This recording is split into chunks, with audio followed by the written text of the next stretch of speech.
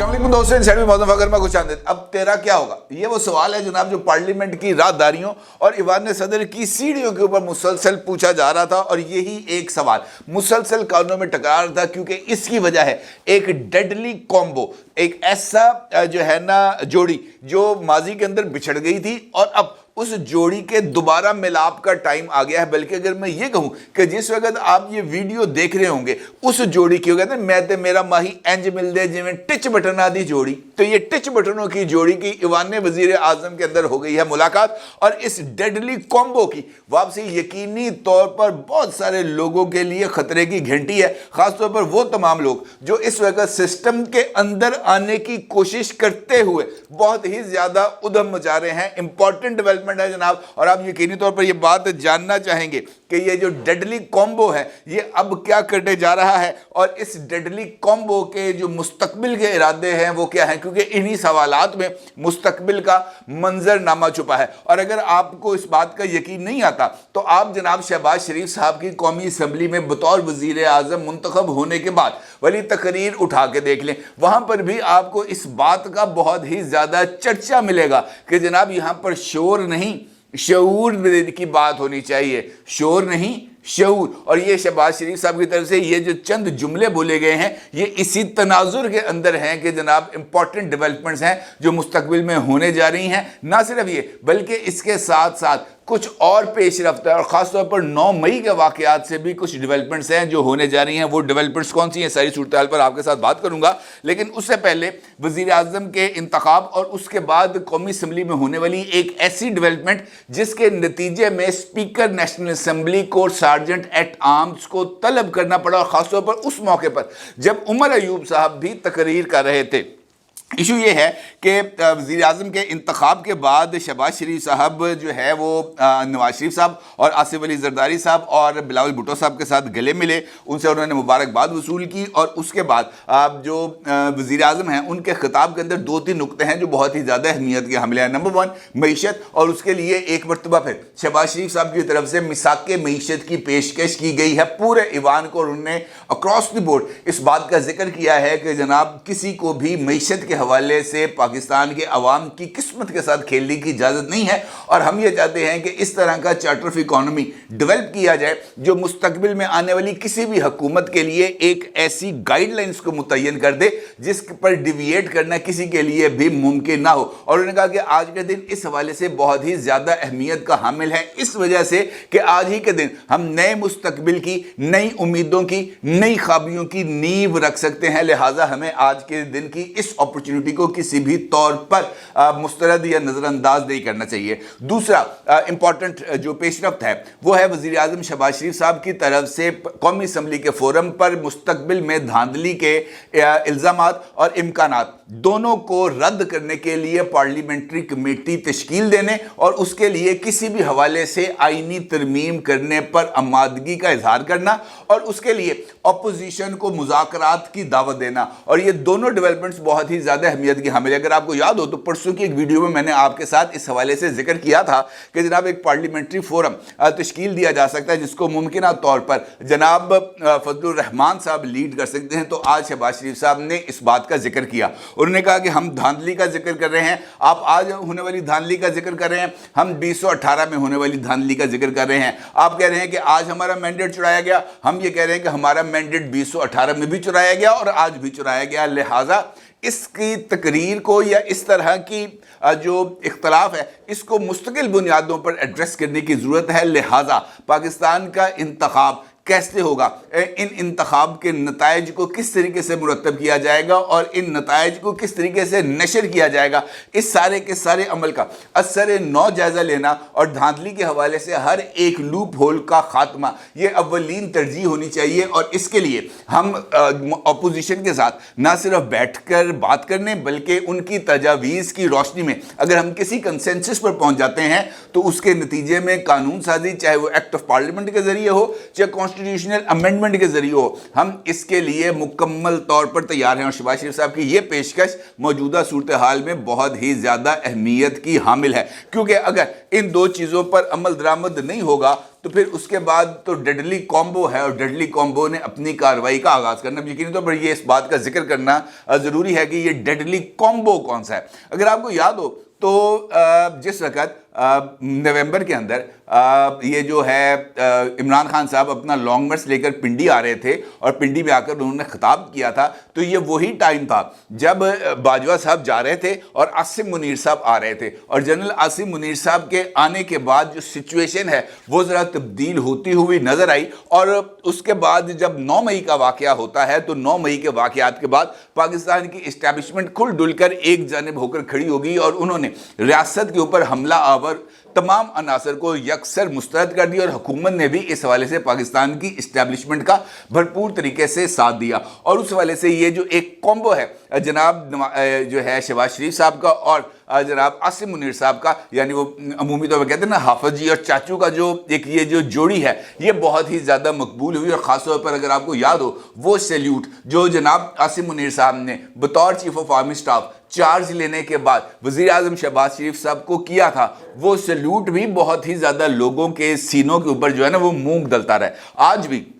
جب وزیر اعظم شہباز شریف صاحب نے ایوان صدر میں حلف لیا تو اس کے بعد بھی وہاں پر تمام سروسز چیفز اور دیگر پولیٹیکل لیڈرشپ کے نمائندے موجود تھے, اور اس موقع پر بھی سروسز چیفز کی طرف سے شہباز شریف صاحب کے ساتھ ملاقات بھی ہوئی. اور اس کے بعد ایوان وزیر اعظم میں بھی نو منتخب وزیر اعظم شہباز شریف صاحب کو chief of army staff general Asim Munir صاحب کی طرف سے خوش آمدید بھی کہا گیا. اور اس موقع پر جناب جو ہے نا مسکراہٹوں کا ایک ایسا تبادلہ ہوا جو بہت ہی سارے لوگوں کے دلوں کے اوپر بجلی گرانے کے لیے کافی ہے. اور میرے نظر کے اندر اس کومبو کے بعد آنے کے بعد اور دوبارہ ایک ملاپ کے بعد کہ میں دے میرا بھائی انج مل دے جویں ٹچ بٹنا دی جوڑی, تو یہ ٹچ بٹنوں کی جوڑی کے دوبارہ ملاپ نے اس بات پر زیادہ جو ہے نا وہ موڑ لگا دی ہے کہ جو وہ نہیں ہے وہ انڈین فلموں کا ڈائلاگ تیرا کیا ہوگا کالیا, بالکل ویسے ہی سچویشن ڈیولپ ہوتی ہوئی نظر آ رہی ہے. اس کی وجہ بہت ہی زیادہ اہمیت کی حامل ہے, اور 9 مئی کے واقعات اس کی بنیادی طور پر وجہ بنتے ہوئے نظر آ رہے ہیں. حکومت سازی اور معیشت کی بحالی, یہ ترجیحات اپنی جگہ پر پاکستان کی اسٹیبلشمنٹ اور نو منتخب حکومت کی موجود ہیں, لیکن اس کے ساتھ ساتھ اسٹیبلشمنٹ کا سب سے پرائم کنسرن 9 مئی کے واقعات میں ملوث افراد کو کیفر کردار تک ہی پہنچانا ہے. اگر آپ کو یاد ہو تو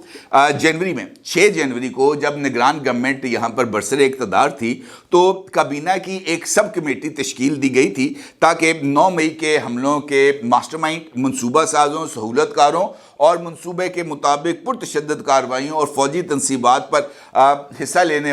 حملہ کرنے والوں کے خلاف کارروائی کی جائے. اس کمیٹی کو 9 مئی کے واقعات کے اغراض و مقاصد اور اس کے نتائج کو بھی اسیس کرنے کی ذمہ داری سونپی گئی تھی, اور اس کمیٹی کو 14 دن کے اندر اپنی جو رپورٹ ہے وہ سبمٹ کرنے کی ہدایت کی گئی تھی. 8 فروری کو انتخابات سے چند روز قبل اس ذیلی کمیٹی نے اپنی جو رپورٹ ہے اس کو تیار بھی کیا تھا, اور اسی دوران پنجاب کے محکمہ داخلہ کی طرف سے بھی 9 مئی کے واقعات کے اوپر ایک تفصیلی رپورٹ کو تیار کیا گیا تھا اور اس کو سرکاری ریکارڈ کا حصہ بھی بنا دیا گیا تھا, اور اس رپورٹ کو اس وقت کی نگران کیبنٹ کے حوالے بھی کر دیا گیا تھا تاکہ وہ اس رپورٹ کی بیسس کے اوپر فردر کارروائی کر سکیں. اور اس رپورٹ میں اس بات کا باضابطہ طور پر ذکر کیا گیا تھا کہ 9 مئی کے واقعات پاک فوج میں دراڑ ڈالنے کی ایک منظم سازش تھے, اور اس رپورٹ میں اس بات کا بھی ذکر کیا گیا تھا کہ 9 مئی کے حملوں کے ماسٹر مائنڈز, سازش کرنے والوں اور منصوبہ سازوں میں مقامی اور غیر ملکی عناصر بھی شامل تھے. کمیٹی نے اپنی رپورٹ کو حتمی شکل بھی دی تھی اور اس کو کابینہ کے اجلاس میں پیش بھی کیا تھا, لیکن اس کے بعد کابینہ کے اجلاس میں پیش ہونے کے بعد یہ رپورٹ ایک دم سے اس کے اوپر جو فردر کارروائی ہے وہ نہیں ہو سکی, جس نے بہت ہی زیادہ سوالات کو جنم دیا تھا. آپ سوچ رہے ہوں گے کہ آج کے دن میں اس ڈیڈلی کومبو کا اس رپورٹ کے ساتھ کیا تعلق, تو یہیں سے وہ تعلق جو اس وقت پوشیدہ ہے وہ ہمارے سامنے آئے گا, کیونکہ نگران گورنمنٹ نے इस रिपोर्ट के ऊपर अमल दरामद करने से या इस रिपोर्ट पर मजीद कार्रवाई करने से इस हवाले से तहफ़्फ़ुज़ात का इजहार किया था कि हम एक इंटरम सेटअप हैं और अब कौम जो है एक नए इंतखाबात की तरफ जा रही है। मौजूदा हालात में एक पार्टी ऑलरेडी ही लेवल प्लेइंग फील्ड ना मिलने का मुतालबा कर रही है और लेवल प्लेइंग फील्ड ना मिलने के शिकवे के तौर पर वो मुख्तलिफ इवेंट्स को जो है वो बतौर एविडेंस जो है वो पेश करते हुए रियासत और रियासती इदारों के ऊपर इल्ज़ामात आयद कर रही है। लिहाजा इस सूरत हाल में अगर हम इस रिपोर्ट की रोशनी में मजीद कार्रवाई को आगे बढ़ाते हैं तो रियासती इदारों के खिलाफ प्रोपेगेंडे में और ज़्यादा शिद्दत आएगी और ये मौका इंतखाबात का है और इस मौके पर इन इंतखाबात के दौरान अगर रियासती इदारों को मुतनाज़ा बनाया जाएगा तो इसका नुकसान रियासती इदारों को ही होगा। लिहाजा बेहतर यह है कि इस रिपोर्ट पर अमल दरामद को चंद दिन के लिए मौखर कर दिया जाए और 8 फरवरी के इंतखाबात के बाद जो भी हुकूमत मार्ज़ वजूद में आएगी वो इस रिपोर्ट पर अमल दरामद करेगी और निगरान गवर्नमेंट की तरफ से इस सजेशन को उस वक्त इस्टेब्लिशमेंट ने कबूल कर लिया था और इस रिपोर्ट पर अमल दरामद को रोक दिया गया था। अब जब हाफिज साहब और शहबाज शरीफ साहब ये दोनों वापस आ गए हैं और ये दोनों की अहमियत इस वजह से भी है कि जिस वक्त 9 मई का वाक़या हुआ था chief of army staff general Asim Munir साहब अफवाज पाकिस्तान के सिपह सलार थे और जनाब शहबाज शरीफ साहब उस वक्त भी वजीर आज़म थे। लिहाजा शहबाज शरीफ साहब और आसिम मुनीर साहब दोनों को इस बात का इल्म है कि 9 मई के वाक़यात के असल मुहर्रकात क्या थे, उसके असल जिम्मेदारान कौन है और उसके नताइज क्या हासिल होते अगर मुसल्लह अफवाज के खिलाफ की जाने वाली या उसके अंदर दरार पैदा करने वाली ये कोशिश कामयाब हो जाती। लिहाजा इन दोनों की वापसी के बाद यानी इक़्तिदार में आने के बाद शहबाज शरीफ साहब की और दोबारा एक मरतबा फिर chief of army staff general Asim Munir साहब के साथ मिलकर आगे बढ़ने की कोशिशों से इस बात की तरफ इशारा मिल रहा है कि अब वो चूँकि ये सिस्टम अब जो है पायदार बुनियादों पर इस्तवार है, मैंडेट के साथ इस्तवार है, 202 वोटों की अक्सरियत के साथ इस्तवार है। लिहाजा मुस्तकबिल करीब में इस सेटअप के जाने का कोई इम्कान नहीं है। लिहाजा एक जानिब शहबाज शरीफ साहब अब भरपूर अवामी मैंडेट के साथ इक़्तिदार में मौजूद हैं और उस इक़्तिदार में होने की वजह से वो अब अपने फैसलों पर ज़्यादा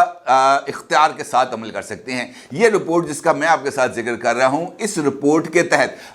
जो पाकिस्तान तहरीक इंसाफ है इसके ऊपर ना सिर्फ पाबंदी आयद करने का अमल जो है वो आगे बढ़ेगा बल्कि अफवाज पाकिस्तान के खिलाफ मुसल्लह बगावत करने के जुर्म में पाकिस्तान तहरीक इंसाफ के वो तमाम अकाबरीन जो मनसूबा साज थे, सहूलतकार थे और मास्टरमाइंड थे उनके खिलाफ कार्रवाई भी होगी। अब इस सारे अमल के रास्ते में खैबर पख्तूनख्वा को एक रुकावट करार दिया जा रहा है और ये बात कही जा रही है, मुख्तलिफ जगहों पर ये इस बात का जिक्र है कि वो तमाम लोग जो किसी न किसी तरीके से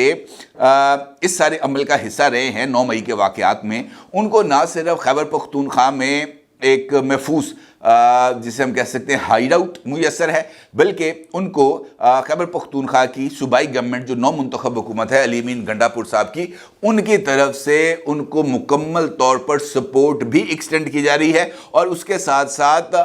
पेशावर की यानी खैबर पख्तूनख्वा की अदलिया की भी उनको सपोर्ट हासिल है। लिहाजा इस सारे सिनेरियो में उनके लिए पेशावर से या खैबर पख्तूनख्वा से 9 मई के में मुलव्वस मुल्ज़मान जो वहाँ पर मौजूद हैं उनको पकड़ना और उनको प्रोसिक्यूट करना शायद बहुत ही ज़्यादा मुश्किल होगा। ये बात अपनी जगह पर दुरुस्त है और ये खदशात अपनी जगह पर भी दुरुस्त हैं, लेकिन मेरा ये ख्याल है कि जिस डेडली कॉम्बो का मैं आपके साथ जिक्र कर रहा हूँ वो डेडली कॉम्बो अगर इस बात का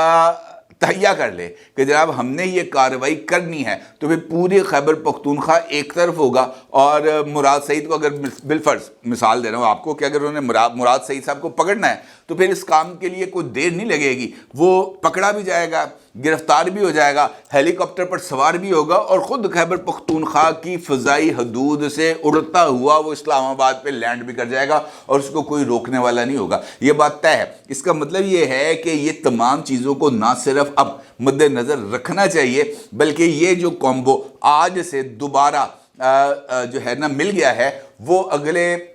5 साल तक ना सिर्फ मौजूद रहेगा बल्कि रियासत को नुकसान पहुंचाने वाले हर एक अमल के रास्ते में रुकावट भी बनता रहेगा। और यहाँ पर मैं आपको ये बात भी बता दूं कि ये जो इन्वेस्टमेंट थी SIFC के फोरम पर, उस इन्वेस्टमेंट के लिए भी अब आप देखेंगे कि आने वाले दिनों में, और ये कोई ज़्यादा हफ्तों की बात, महीनों की बात नहीं है, आने वाले चंद दिनों में, चंद हफ्तों के दौरान ही ये सूरत हाल ना सिर्फ बदलेगी बल्कि हैवी इन्वेस्टमेंट पाकिस्तान में आना शुरू हो जाएगी, और उस इन्वेस्टमेंट के नताइज भी पाकिस्तान की मईशत के लिए बेहतर होंगे। लिहाजा मुझे ऐसे लगता है, जो इन्फॉर्मेशन मेरे पास है, जो मैं आपको बहुत ही ज़्यादा सोच समझ के, बहुत ही ज़्यादा ज़रा मलफूफ अंदाज में जितनी भी वो है वो मैं दे रहा हूँ, तो उसका मतलब ये है कि ये जो चीज़ें हैं, ये कुछ चीज़ें ऐसी आने वाले दिनों में डेवलप होंगी जो बहुत ही ज़्यादा सिस्टम को और पाकिस्तान की रियासत को फ़ायदा देने के लिए मुमावन साबित होंगी, और हम और आप यानी पाकिस्तान के आम आवाम जो है वो इसमें कोई सुख का सांस लेने की भी पोजीशन में आ सकेंगे। अब जरा ज़रूर इज़हार कीजिएगा। आपका बहुत शुक्रिया। अल्लाह हाफ़िज़।